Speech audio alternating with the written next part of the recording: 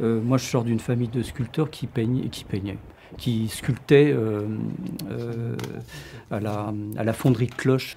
Et à un moment donné, j'ai abandonné un petit peu la sculpture pour faire de la peinture, donc je devais avoir 10-12 ans. Mon grand-père est arrivé dans les années 1880 sur Bagnolet. Donc mon père a dû arriver sur Bagnolet en 1910, je crois, dans ces eaux-là. Et donc il devait avoir 5 ans. Juste après ma naissance, on habitait rue de l'Épine, qui est juste au-dessus, dans un café. Et à chaque fois, les gens, ma grand-mère par exemple, déménageait dans une charrette d'une maison à l'autre, parce qu'il y avait une maison qui se libérait par-ci, par-là, et hop, dans la journée, la grand-mère a déménagé pendant que le grand-père, il était au charbon. Hein. C'est quand j'habitais justement dans cette baraque qui s'appelait la baraque Filgrin, où on jouait dans cette grande cour, où on était sur ce lieu où il y a maintenant 5000 personnes, on était 10 pèlerins, quoi. Tout a commencé à changer dans les années 70, je pense, quand ils ont commencé à exproprier les gens, justement, de toute cette zone où l'autoroute A3 passe, où toutes ces maisons étaient abandonnées, les terrains étaient abandonnés, on foutait le feu dans les baraques abandonnées. Là, c'est l'autoroute qui passe maintenant. Donc, c'était des grandes parcelles de terrain avec des maisons qui étaient là. Il n'y avait rien. Et nous, on jouait là-dedans. On jouait dans ces jardins et il y avait beaucoup d'orties. On faisait des petits passages, des petits lieux au milieu des orties. On attachait les filles dedans. On était des cow-boys, c'était des indiennes. Tu vois, elles étaient entourées d'orties. Et nous, on se sauvait. On les laissait 2-3 heures dans les orties. On était poursuivis par les parents. Qu'est-ce que vous avez fait à ma fille ? Donc, on jouait là-dedans comme des fous. On piquait les mobylettes, mais on piquait la mobylette du voisin ou de son frère. On foutait pas le feu, mais bon, c'était à peine si on foutait pas le feu, mais pas méchamment. On fait un barbecue, quoi. Il y avait encore des pavés, forcément. Alors on se jetait des pavés. Moi, j'ai eu le nez cassé là-bas parce que je me suis pris un pavé en pleine tête. Je me suis pris une boule de pétanque sur la tête. Ça m'a traumatisé. J'ai des gros problèmes métaphysiques à cause de ça parce que j'ai pris conscience de choses trop tôt.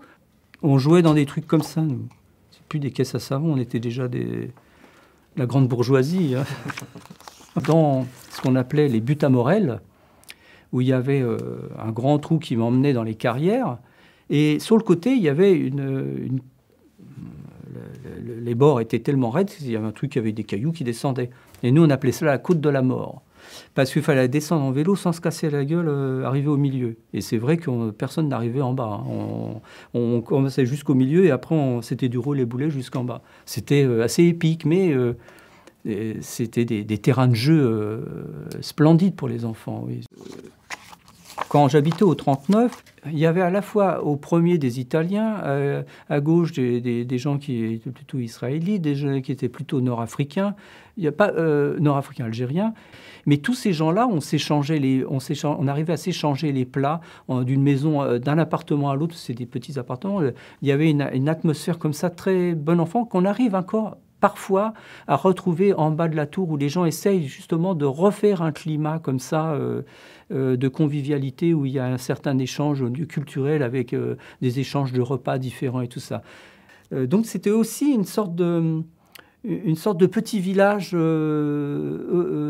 mondial qui se passait très très bien.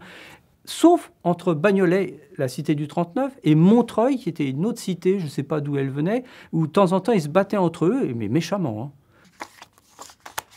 Ça existait. Ça, c'est là où il y a les mercuriales. Mon grand-père, un de mes frères et ma sœur.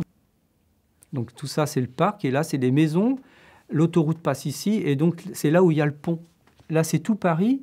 Et là, c'est des buttes. Et les buttes ressemblaient à ça. C'est-à-dire, je sais pas, on se croirait presque à la montagne, quoi. Là, c'est ma maman qui est là.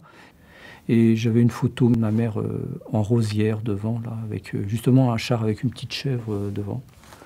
Voilà, elle était jeune, là. Ça devait être sûrement un peu comme les Miss Monde. Ma mère avec mon frère. Elle était très belle, ma mère. Mon frère aussi, une